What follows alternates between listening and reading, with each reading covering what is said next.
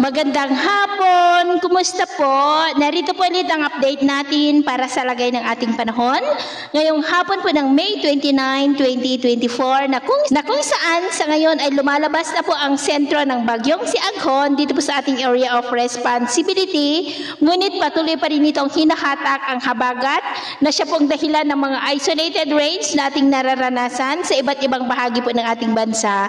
At posibleng mas lalakas pa ang bugso ng hanging habagat next week na maaaring makabuo ng sama ng panahon dyan sa may South China Sea na magdudulot ng mas malalakas na mga pag-ulan na posibleng magdulot ng mga pagbaha at pagguho ng lupa dyan sa kanlurang bahagi po ng ating bansa.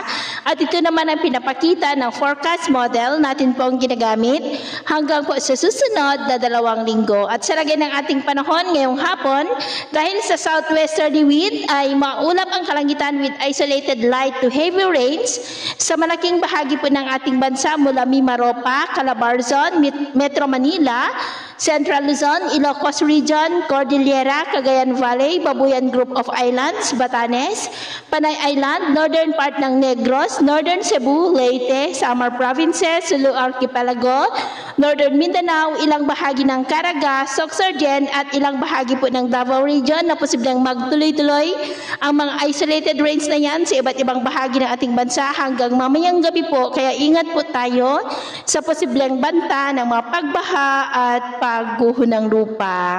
At sa atin naman pong mabaybayin, wala naman pong nakataas na gale warning signal sa malaking bahagi ng baybayin ng ating bansa. Maliban mo sa mga baybayin ng Batanes na ang mga alon ay posibleng aabot hanggang po sa 1.8 to 2.5 meters height.